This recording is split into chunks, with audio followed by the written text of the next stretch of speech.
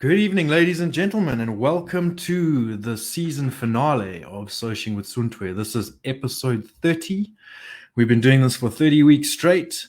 It's a massive accomplishment. I can't believe we've managed to keep it going all this time, and thank you to all of you who've supported and been with us through the whole thing. There's a lot of you who really have been loyal viewers and participants, and it really does mean a lot.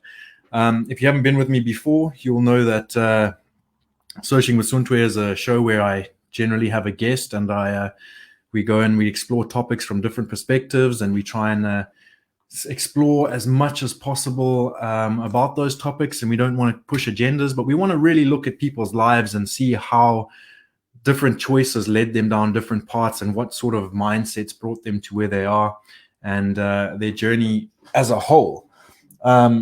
We don't believe in extraordinary people. We just believe that ordinary people make extraordinary decisions and then live extraordinary lives as a result. Today, our show is a little bit different again. The beginning is going to be just me because we're waiting on Barend. He's just had another commitment that he's rushing home from now.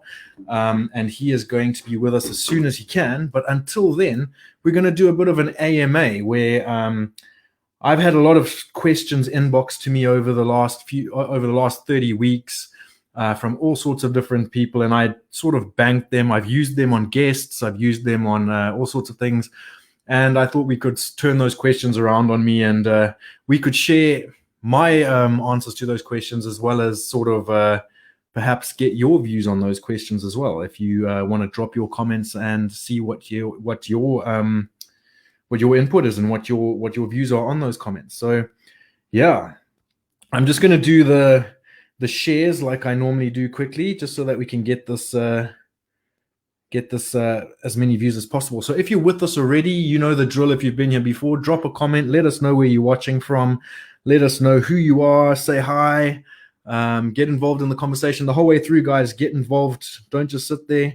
We want to hear your views. We want to hear everything that's going on your side, and interact with us. We want to talk with you, not just at you.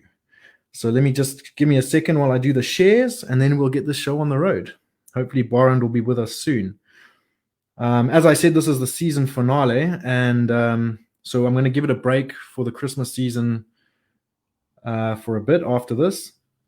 And then I'll let you guys know, especially if you're in the Facebook group Soshing with Suntwe, you'll know when we start up again. It'll probably be mid-January that everything gets back on track. But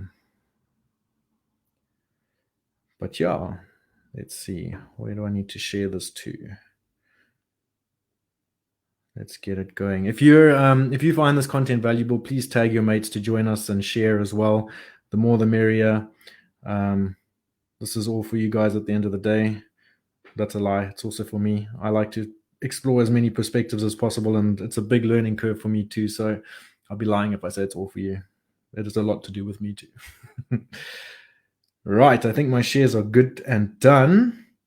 Let's get the thing up so I can see who's with us. Sharon, Steve, Gillian, welcome. Whoever else is there that I can't see yet, welcome as well.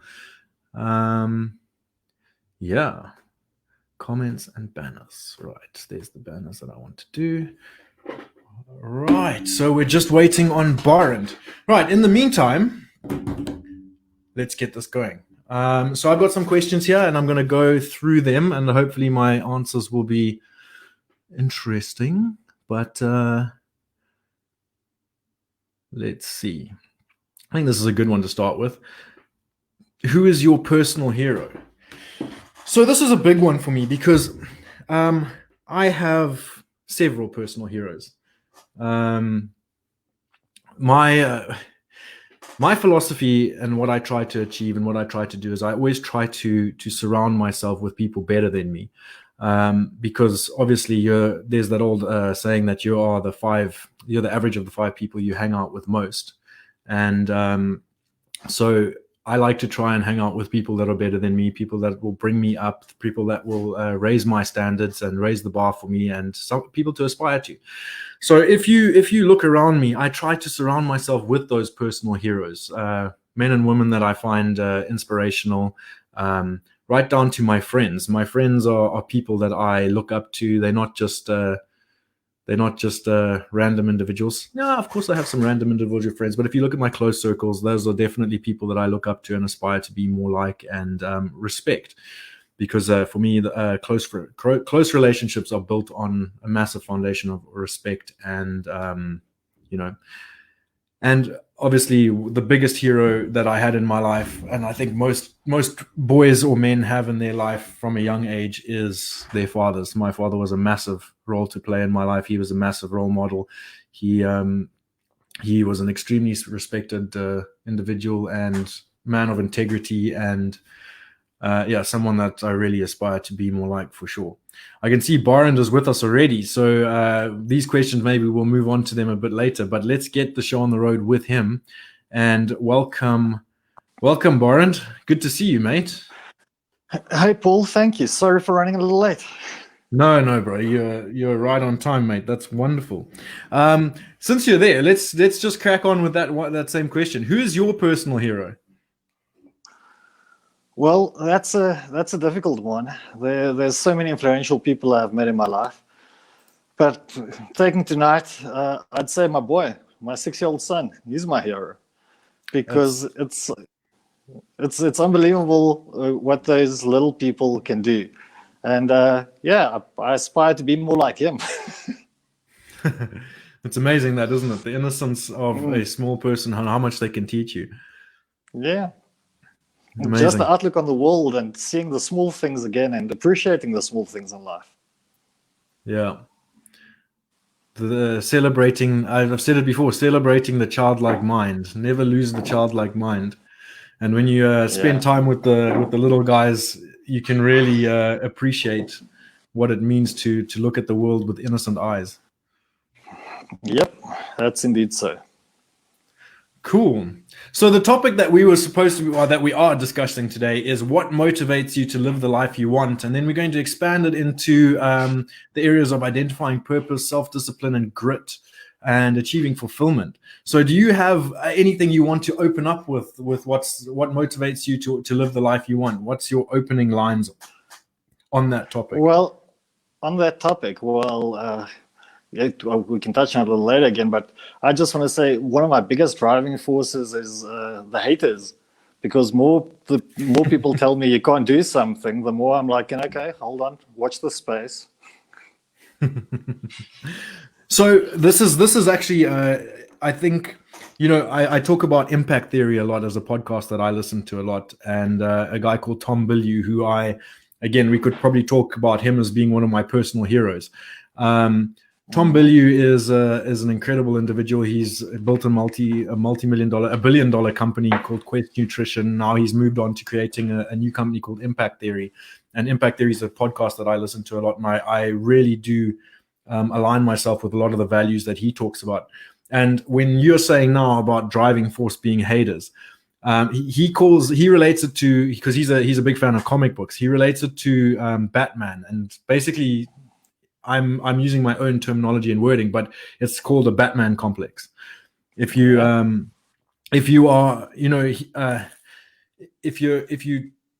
harness the dark side to push you forward, that's like Batman. Batman became Batman because his parents were murdered when he was a child, and he uses that anger and darkness for his driving force for good.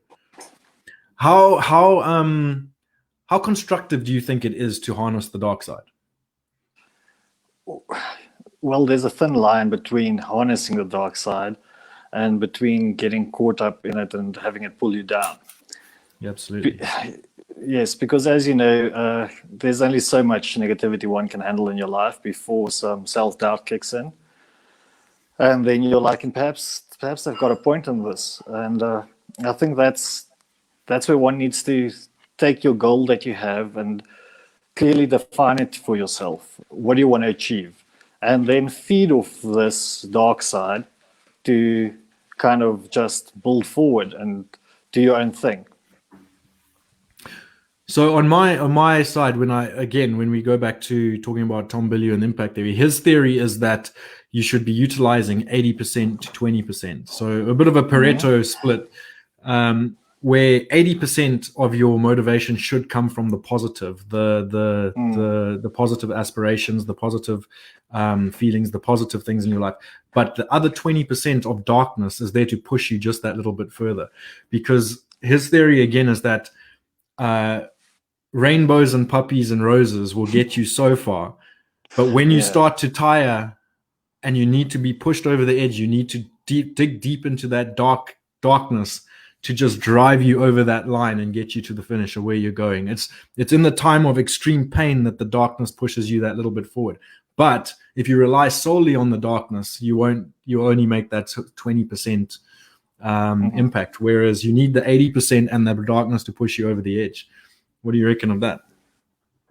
No, I agree with that. As I said, it's a thin line, and one needs to kind of even it out. 80-20 is an interesting concept around that. But I do see where he gets it. Because if you think about it, the haters normally come out when you achieve something. And I always say the haters are your biggest fans. Actually, we should embrace them, because they are our biggest fans, and we should thank them for their input, because sometimes without that little bit of driving force, even if it's just that 20%, it might be just that 20% you need to push you to achieve that goal. True. But then again, the thing is, you can learn more from the negative people and comments than you can ever learn from the positive ones. This is the same thing that I think is important with the difference between success and failure. If you succeed first time, you learn very little. If you fail 3 times before you succeed, you learn 3 times as much. I mean, don't hold on to my mathematics there. It's not meant to be accurate. but I think everybody understands what I'm trying to get at. Like you're failing on your way is far more productive, and there's far more growth in the failures than there will ever be in the success. I fully agree. And so the same thing I think applies to negativity from other people and haters and bad comments, is that haters are not there to be ignored, but they're there to be disregarded. So what I mean by that is it's probably more productive to take note of what they're saying, extract the truth, extract the lesson. Obviously, it's going to be, it's usually framed in a very deconstructive way. But if you can take that deconstructive information and turn it into constructive information that you can then use to better yourself, then they are very valuable and have a good place to play. So that's that old thing of keep your friends close, but your enemies closer, I think. It's true, and sometimes I hear things about myself, and I'm like, "In bloody hell, tell me more! I never knew I could do that." Yeah, it's true. So motivating to live the life you want. What do you think? So we've talked about negativity and the dark side. What do you think is other things? I want to hear from the audience as well. Like, you guys watching there, what is it that motivates you to push towards your goals and dreams? What is the most motivating thing towards you? I'm very much like you though as well, where negativity from other people, because I'm such a competitive and stubborn fucking idiot, that as soon as someone says you can't do that, I go, watch me, motherfucker. Sorry, I know my language has been bad. Sorry, guys. But I've said it before. I'm not going to sugarcoat anything. But because even school days, it was the same thing. Like I was told that I couldn't do certain subjects, and then those are the ones I ended up excelling in. And my sheer stubbornness is what pushes me forward. Yeah, sometimes I wonder whether it's stubbornness or stupidity on my side, because sometimes I find myself in situations I'm like, well, just what the hell? Let's see where it goes.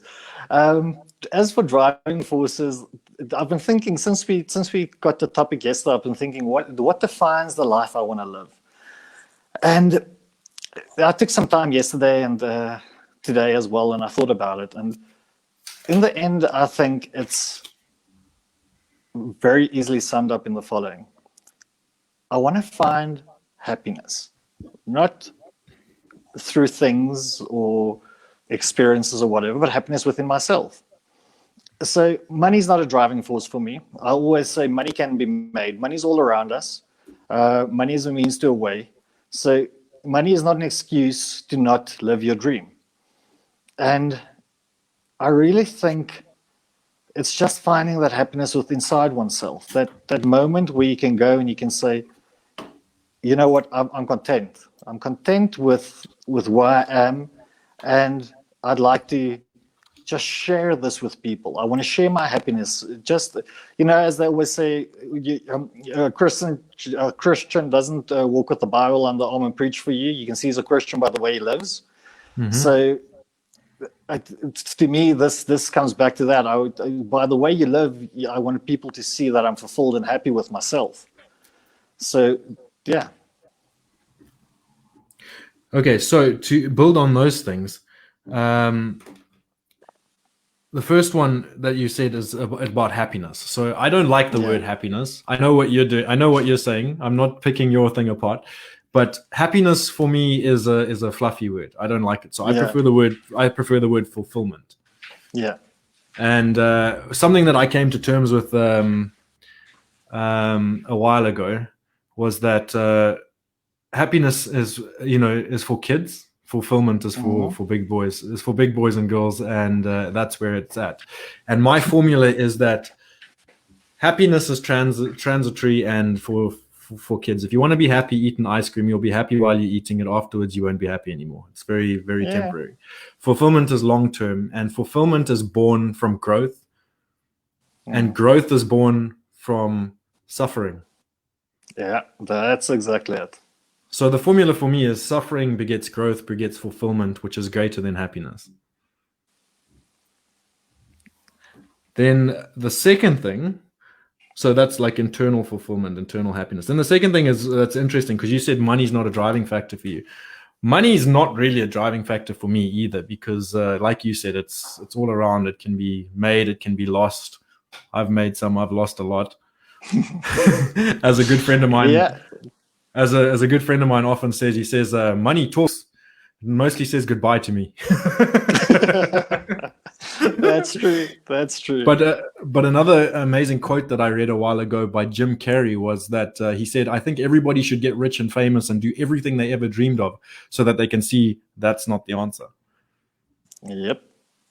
That's a good one. External factors are never going to create that fulfillment that we desire so deeply.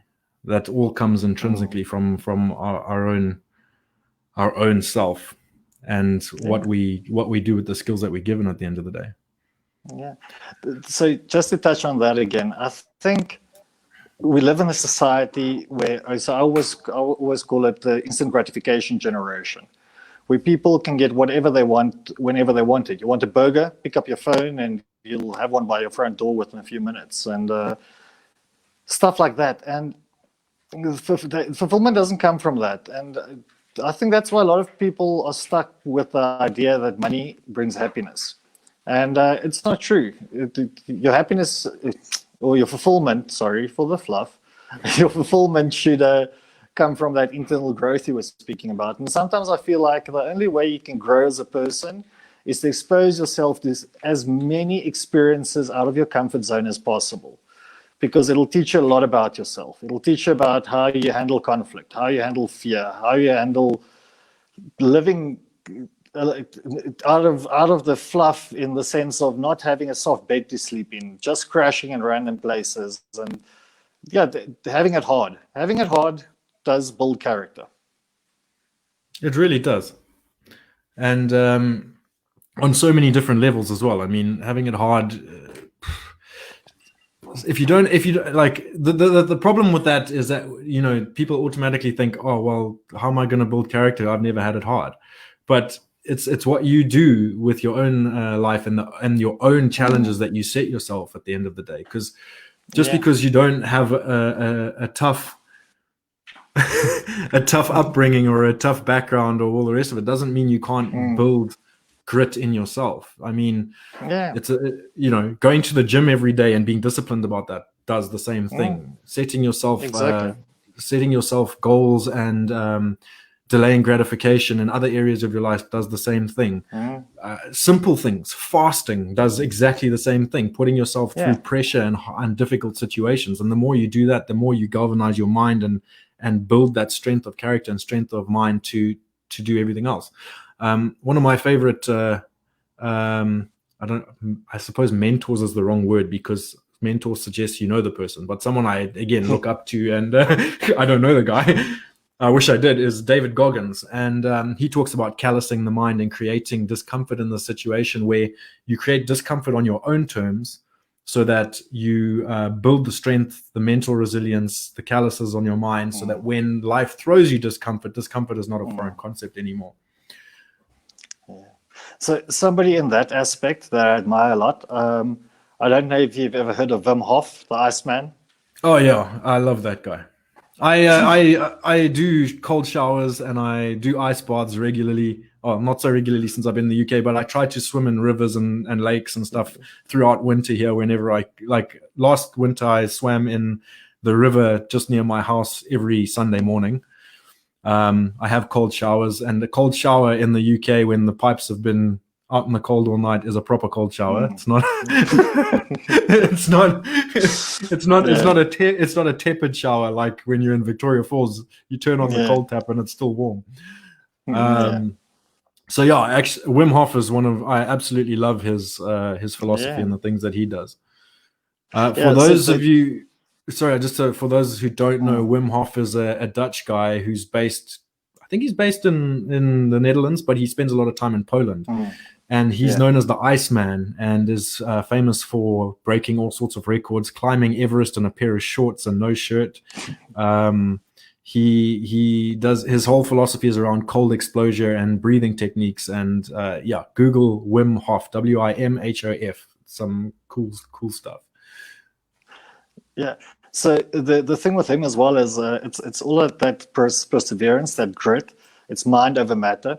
And his philosophy that he has can be applied to so many different things than just getting yourself in time with the elements. Because his whole philosophy is that you keep your body temperature irrespective of the exposure you got to external factors. But if you apply that to everyday life, and you think about having that, let's call it that zen, that core that is you, and just trying to maintain that with all these external elements that bombard us each day, and just keeping that zen, that center.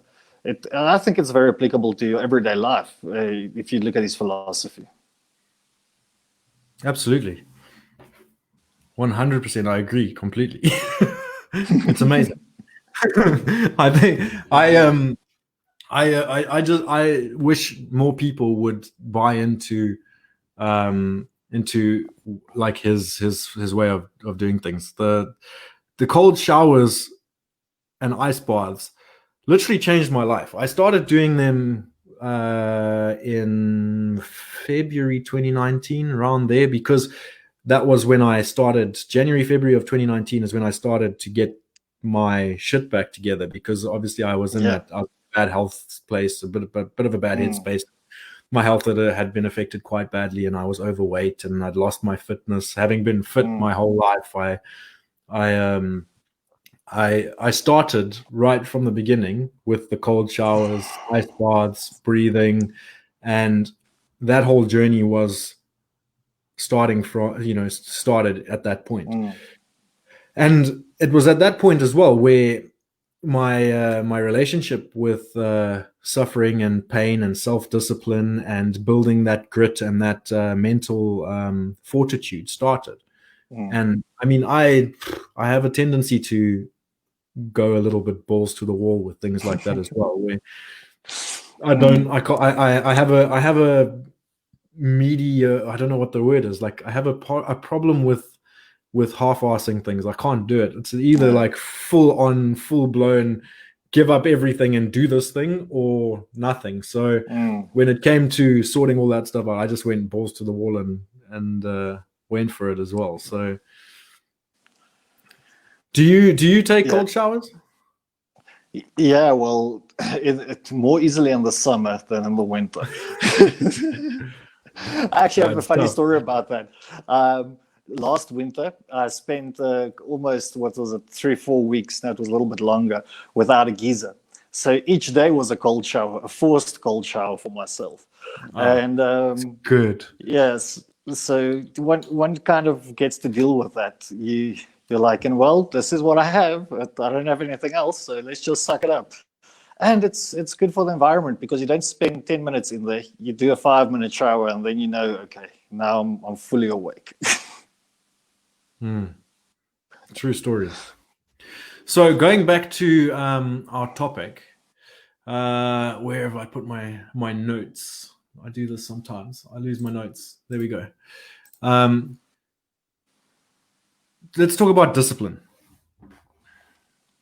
How does discipline play a role in your life? Both. So I want to know from you, like from a base jumping perspective and from a professional perspective, because it's very cool when you have someone with a dual lifestyle like yourself, I suppose myself to some extent, where we have a very professional 9 to 5 life, and then a completely polar I don't want to say afterlife because it sounds like we did, but but Not yet, not yet. no, we're still good. But yeah, like after extracurricular life, there we go. That's the word I'm looking for. Yeah. So it's you know that thing where they say balance is key, and it's sometimes hard. You know yourself to balance life and work and your lifestyle. It takes a lot. For example, you can see I'm in a collared shirt today, so I actually did some work for a change. Yes, I really do work sometimes. No, so the thing with discipline is that drives me is I like goals, and so that's why the kind of industry I'm in as well. It's very black and white. This is the goal that needs to be achieved. These are the outcomes, and you work towards them. There's no but we can do this or that. So mostly it's on deadlines as well, which help. I work very well under pressure. So I'm one of those people. If you tell me to do it whenever, I'm most likely going to wait until you tell me is it done, and I'm like, okay, give me a second or two, and it'll be done. So I work very well with deadlines, and I think that's what makes the adventure part of my life so much easier to handle with the work aspect as well, because the kind of sports I do, I'm very dependent on weather factors and time. So there's always a deadline. I've got a very small window at times where something needs to happen. So working under that pressure is something I do within that activity as well. And it's just those choices you make within those few seconds that can change the whole outcome of the thing. And I think that's applicable within in the day job side, if you want to call it like that, as well. If you stuff up, make the wrong decision at the wrong time, or put the wrong people on the thing, then the outcome will not be reached. So I do think my extracurricular lifestyle is a very positive thing within my work environment. Okay, so what I just want to take a couple of questions here and a couple of inputs. I need to just quickly run and turn off the heating as well. So I'm gonna bring this thing, and then I'm gonna tell you, you're gonna carry on run with this while I run out and get the heating off because I'm dying here of heat. So we've got Gillian here. I grew up as a Rhodesian, and these roots are with you your whole life. So I ask you where your roots are. Give us your roots and how that's affected you and guided you to where you are. And I'm going to quickly run and turn off the thing. Sorry, guys. Sorry. Okay, so my roots are South African, and I've been all over the world, and I've been exposed to many cultures and people from many religions. And I always say, Africa is in us all. This continent has shaped us. This red soil that we have, I know I sound very mushy and philosophical about this, but this has formed us in many ways. And I think it's also given us that grit that me and Paul have talked about. Because we've grown up within this environment, we sometimes find ourselves in situations where we can't get that instant gratification, and we have to fix stuff ourselves, and we have to how does that saying go? Boer maak 'n plan. So I think our roots, my roots are in Africa. I don't want to limit it to specifically saying South Africa because I've been around Africa a bit as well, and I think it's a continental thing. The mentality we have of being able to apply grit and perseverance to do stuff can be seen all around us in everyday life. Uh, Many people have it really tough and hard, and each day is a struggle for them. So yeah. Absolutely. So to answer the same question, roots are an interesting thing to talk about, because cultural roots, like geographical roots, all the rest of it. My roots, I was born in the UK, but I've been in Zimbabwe my entire life. I was there from 2 weeks old. I flew to Zimbabwe when I was 2 weeks old and lived in Bulawayo my entire childhood and my entire teenage years and all the rest of it, only moving to Vic Falls later. But I was very fortunate to have spent a lot of time abroad. My father traveled for business a lot and we accompanied him a lot. So I spent a lot of time in the UK, a lot of time in Switzerland, a lot of time in Austria, all over Europe and all the rest of it. And so I had a very, very colorful upbringing as a result. But again, but again, when you also have that kind of upbringing where you see different perspectives and different ways of life, you learn exactly what Barend was saying about how in Africa you build grit and resilience just because of normal everyday factors of life. Especially I think Zimbabweans understand this quite well as well, because everywhere else, things that are a given are a struggle in Africa and Zimbabwe. Simple things like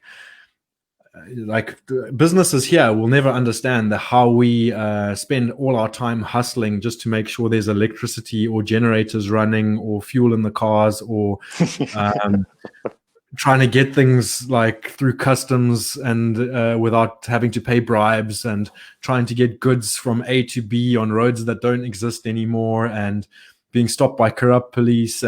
Like it's just jumping through hoops all the time. You spend all day jumping through hoops that other parts of the world just don't have. And so as a result, we naturally tend to get a lot of resilience built into us from the beginning. So that's my roots. We've got another comment from a good, faithful friend, Donna Tipler. Donna said, I suffer from lupus, have done the whole chemo thing and very lucky to be alive. What I can say is she went and saw a naturopath. He started me on meds and the damn cold showers. Within 6 months of his treatment, I went into total remission, just saying. That's incredible. Yeah, there's a lot of information. I don't know if it's probably anecdotal information that I've read about the cold exposure doing amazing things for your immune system as well. So that's incredible. But those damn cold showers, they're nice. Don't lie. Comment there, Donna, and tell us you didn't start enjoying those showers. You did. I know you did, because I also hate them. And it's the hardest thing in the world, getting in that shower every single time. But getting out of it is amazing. Absolutely amazing. I love it. Yeah, I just want to say, for the people that have Googled Wim Hof, and if you've seen a picture of him, if I'm his age and I look like that, bloody hell, I'll take a cold shower each day, because clearly it does keep you young. How old is he? Last time I was kind of correction, but I think 72, around there. No ways. You kidding me? Wait, I'll tell you now. Hit up a Google there. 61. He's 61. Okay. So I was on the correction. But still, he looks is, damn fine for a 61-year-old. He's a bull for 61.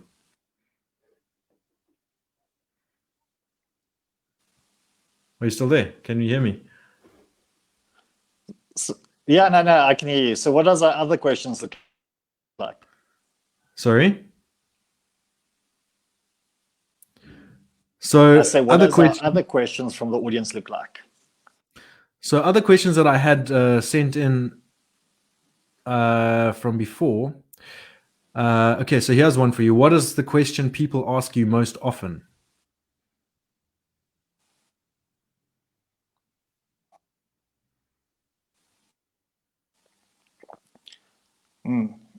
So this is so the question I get asked most often is, "What do you do for a living?" And but I think I've given you this reply once before, but it's as little as possible for as much as possible, because I feel when people.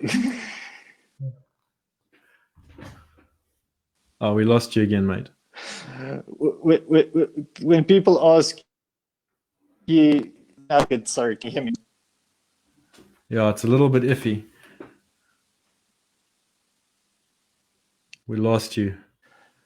Oh, There we that's go. Africa internet for you.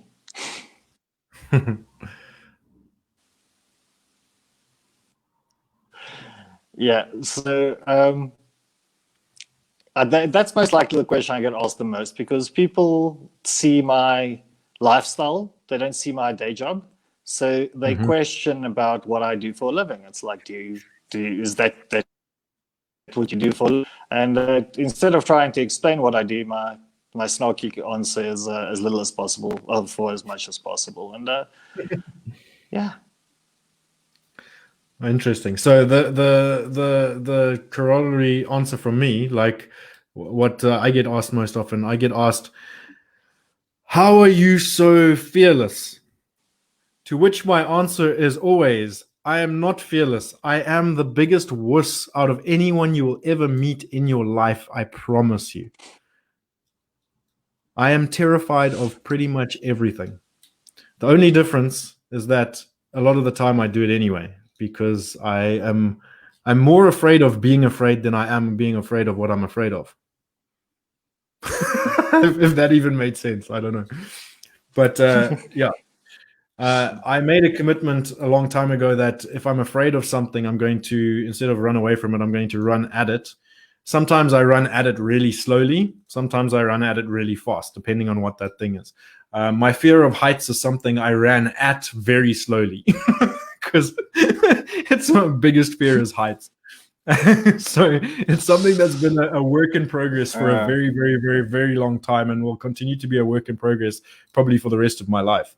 One of my first major fears that I ran at quite fast was snakes.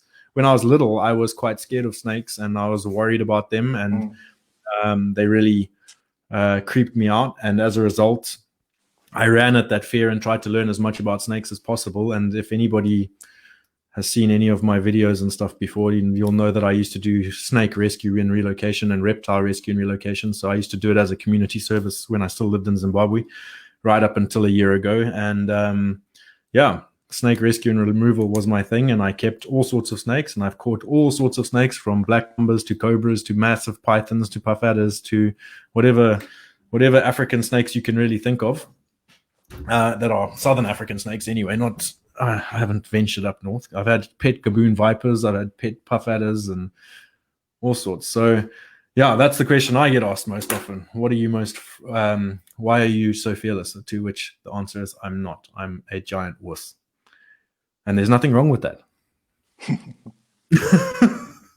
No, there's not. Okay, so this is a cool question. I like this question because this tells you a lot about somebody. And I want to know your guys' answer to this question as well. If you can, please comment with your answer. I want to see as many as we can about this particular question. And the question is, if you could have one wish, what would you wish for? And you're not allowed to ask for wishes. That's just out of the question. You're not allowed to ask for more wishes. One wish. Well, I could go and be all pretentious and say world peace, but no. It has to be selfish. Sorry. It has to be somewhat selfish. I don't want this Okay. altruistic world peace crap that nobody believes that. It would be boring anyway. Well, I'm torn between two wishes. The one I'd really want is the power of teleportation. So I have like breakfast in London and lunch in New York, and catch a morning surf on the Great Barrier Reef on the Gold Coast, and just jump around everywhere. So that would be my selfish one. The other selfish one would be able to speak every language in the world. I think if I had a genie came to me and he said you have two wishes, those would be the only two things I wish for. Those are amazing. Teleportation is a great one because that opens up so many opportunities. Just being able to be anywhere you want to be at any moment would change the game completely. That one's smart. That's a good answer. I hope we get some good comments. And I'm lazy, so it'll save. Yeah, I'm not a big fan of traveling, and teleportation would actually help me quite a lot in my life right now. Yeah, that's a really good one. So for me, I'm going to give two because I think it's a good, because my main one that I want is a little bit meh, because it's a little bit like close to world peace, I suppose, and it's also a loophole on the you can't wish for more wishes thing. so I don't think it's a fair answer. So my one wish would be the ability to grant anybody else 3 wishes. What do you think of that? So that would be, if I would wish for the ability. That's a selfless one. No, but it's not, because you can negotiate with that, because that gives me unlimited wishes. Because I'll come to you and I'll be like, hey, Barend, I can grant you 3 wishes, but I'll grant you those 3 wishes on the condition that your last wish has to be what I want. Or your first wish has to be what I want. See, that's African in you coming out, that hustle. You see now. So now I'll say to you, I'll give you 1 wish. The first wish, you got to do what I want. After that, you can do whatever you want for the next 2 wishes. So there's my loophole that I found in the you can't ask for you can't ask for more wishes. And then so I basically get 7.5 billion wishes. If I go from person to person. And I think it's a fair trade, because and what's your selfish wish? I think the teleportation one is a good one. But I think it would be more something to do with, as money doesn't give happiness, but it does facilitate things. So if I could just put my hand in my pocket and pull out the amount of money that I need at that moment. So if I needed a plane ticket and it cost $757, I could put my hand on my pocket and pull out that $757. I think that would be my wish, just to be able to put my hand in my pocket and pull out exactly what I need at that moment to pay for whatever I need. Because I mean, you could translate that into doing good as well. If somebody came to you with an issue and said, this month I've got such a problem because I need $1,300 to pay my rent, you can put your hand in your pocket, pull out $1,300, and they can pay their rent. Yeah. If you're back in Africa and you have to go past every way and every traffic light, you're going to be pretty busy putting your hand in your pocket. 1 second, my computer's about to die because I didn't plug it in. So I'm failing on all levels today. Can you check this out? Okay, we're back in action. My computer was telling me it's about to die. Anyway, we've got 15 minutes left. We've got a comment here, so this is great. Stoked. We have got Val Chikali says, yeah, we people from Africa improvise. I guess that's in relation to me having hustling with my wish. And she said, Yes, and you gave me courage to face and save a brown house snake. Well, I'm glad that that you did that and that it didn't get killed, because that's always sad when they die for nothing. It wasn't Val. It was Sharon Hughes that said, "We people from Africa improvise." Val Chikali says, "My wish would be able to change someone's mind." Ooh, that's interesting. I don't know if That's I a good would. one. I don't know if I'd want that, because that can be used for evil. I would have a propensity to use that for bad A lot things. of evil. Yeah, that could be used badly. Wow. Wow. Mm. Barend, do you know Mark Stewartson? Stewie. Mark says, "How's it, lads? Good to see you both." Yes, the Do you chopper know- pilot. Yes, Hey. do you know Mark? Yeah. Hey, Stewie. Haven't seen you in ages. Yeah, Yeah, we used to likewise. skydive together. Ah, awesome. Okay, yeah. So Stu and I knew each other because he lived in Vic Falls for a while as a chopper pilot there. Val says, just to clarify, yes, but for good. Okay. But the problem is that kind of power makes you corrupt. I wouldn't be able to. I'd be corrupt if I did that. Yeah. Right. So let's look at another question. We've only got 15 minutes left. So, guys, if you've got any questions, if you want to input or give us anything, please drop them in now. And we'll try and address as much as we can. This, again, I'm going to repeat now. This is the season finale. This is episode 30 for 2020, and I'm done for the year. I've got a couple of cool things lined up for next year. I'm going to be taking this a little bit to the next level and pushing it harder next year, I hope. Got some amazing guests that we've got lined up. So if you aren't already a member, join the Soshing with Suntwe Facebook group if you want to stay informed. I'm also going to start cutting up all the clips from this year and taking out the little pieces of juice and posting those on Instagram and on Facebook and wherever, so that it's, bite-sized chunks. So if you haven't watched all the episodes, I mean, it's a lot to watch. It's 30 odd hours worth of footage to go through. Then you'll get the bite-sized chunks here and there thrown out with the golden snippets of wisdom from the esteemed guests that I've had so far. Let's go on to another question.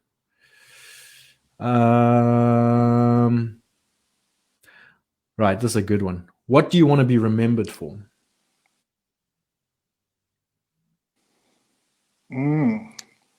So that's an interesting question, and that's when we spoke about fear a while ago, you and myself, and one of my fears is not being remembered. So I share this philosophy, and the people close to me know it as well. I like to leave a positive impact on people. So I'm one of those people that'll go around and smile at strangers because it might be the only smile they'll see today, and all that soppy mush that you can go into. But if I have to say what I want to be remembered for, I'd like to be remembered for my hustle, for the fact that I always just keep moving to try and do what I need to do to live the life I want to live. Yeah, that's a good thing. Yeah, I think for me, as it's also a bit mushy. I just want to be remembered for being a decent human being, I think. I just want people to go, "Hey, do you remember that guy? He was a good guy." That's it. Yeah.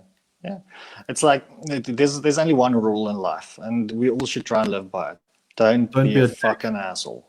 Don't be a dick. If Charles Moffat is out there watching, I had his dad on the show a while ago, James, which was a great chat. If Charles is watching out there, Charles, you know what rule number 1 is, and you know the uncensored version, and I'm not going to put the uncensored version on here, but basically it's rule number 1, don't be a dick. Rule number 2 is if you drop it, kick it. Doesn't matter what it is.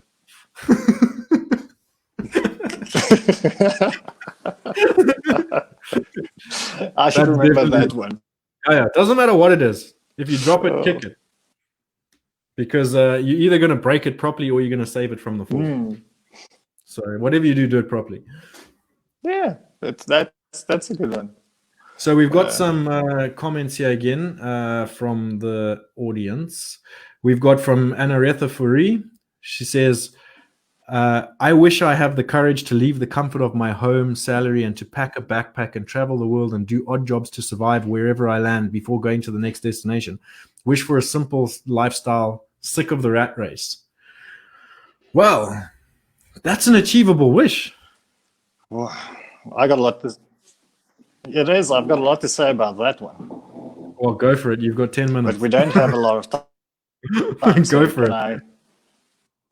Yeah, well, so take it from someone that was pretty stuck in a comfort zone doing a job that he practically hated, and just because it was what needed to be done to live the lifestyle I wanted to live, and then you make that conscious decision, you say, well, let's see what happens.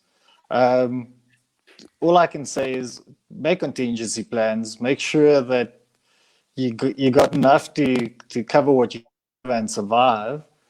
But there's no reason that you can't. Like I said earlier, money can always be made. There's always a hustle. So phone Paul or myself, and I'm sure we can tell you some ways to hustle. But if that's something you want to do and you've got a support framework to do it, well, just go for it. Because the more you say, well, one day you're going to wake up and you're going to be a geriatric and you're not going to be able to do anything. So it's also cliche, but there's no better time than now. So be like Nike and just do it.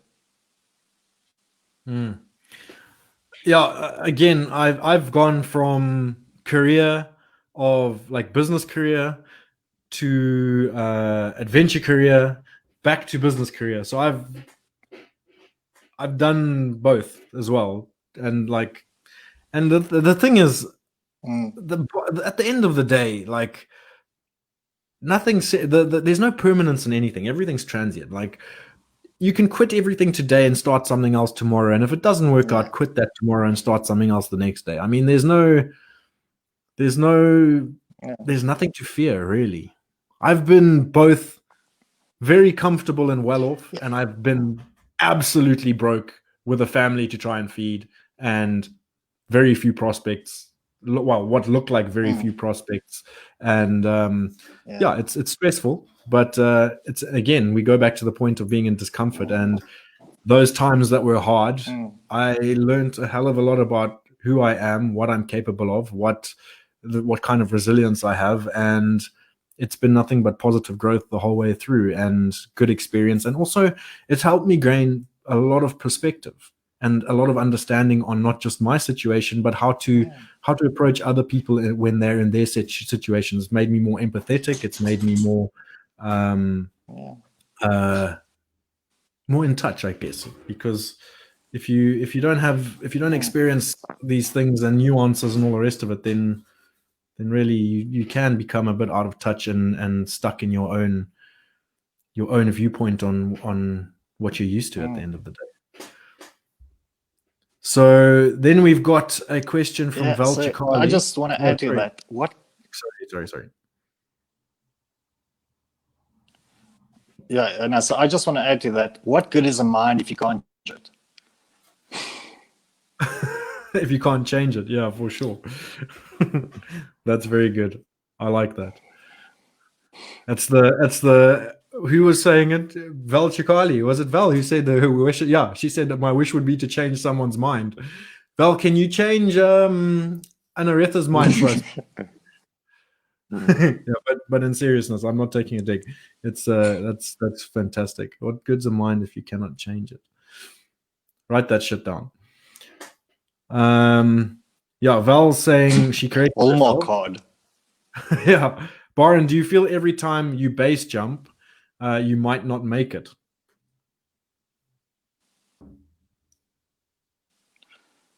No. It's a difficult question because there's sometimes I'm pretty sure I'm gonna die, and then when I don't, I'm surprised, but happily surprised. But I was pretty convinced I was gonna die. And then other times it's like, okay, this is fine. And then me and Paul had this a while back as well, but I think life without fear is not good either, because fear keeps you alive. It motivates you. It pushes you. It heightens your sense. So yes, there's been situations where I thought, well, now there's no bloody way I'm gonna live past this moment, and then I've just, like, once you step off the mountain or whatever object it is, that's my happy place. That's the way I describe it to people. We can go back to that whole thing we talked about last time, that the derogatory term that's used, the adrenaline junkie. But it's my happy place. It's where the calm comes. So then in that moment, I pretty much don't give a damn whether I'd survive or not. It's like I've got that moment of inner peace. Yeah, so to expand on that as well, I have felt more afraid and more like I'm not going to make it situations in day-to-day life, trying to make ends meet and put a roof over my head and my family's head, than I ever felt looking at a rapid or a adventure challenge. I've had much more anguish in the day-to-day life and rat race of modern living, and much more stress, and much more times where I've thought, fuck, I can't do this anymore. I can't make it. Something's got to give, than I've ever had kayaking a river or staring at a black mamba or any of those things. So that always interested me, because people look at that lifestyle, like what we've had with adventure sports and whatever, and snakes and all that sort of thing, and they look at it and go, "Ooh, these are brave people," or "Wow, that's so scary, I could never do that." But things that you face in your day-to-day life scare the shit out of me 10 times more than those do. And you have overcome things that have crippled me. And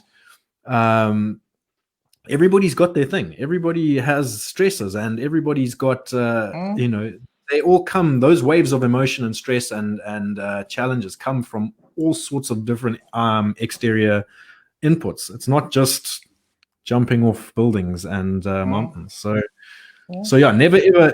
I don't want anyone to ever think that someone's braver or more resilient or whatever. Life is fucking hard.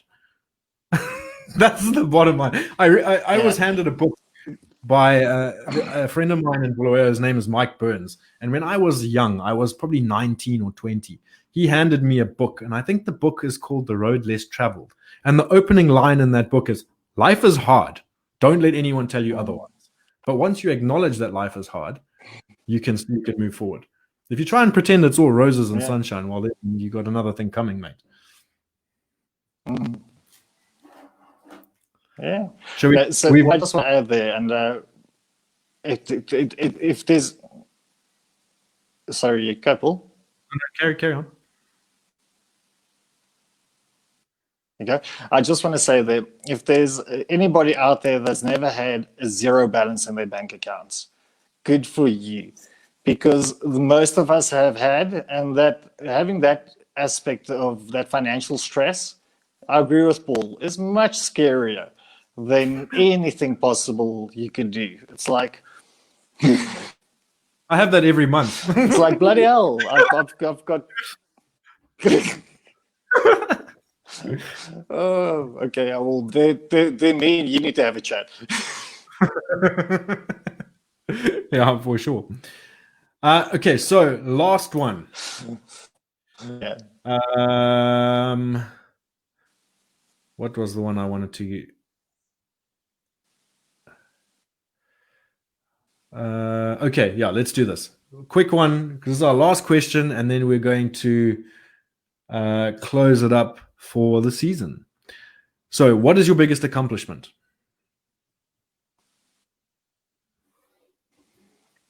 Well, living the age of 35. Living to the age of 35. Yeah, currently taking everything into consideration, I think one of my biggest accomplishments has been living to the ripe old age of 35. So basically getting to where you are now. That's a good answer. Just surviving.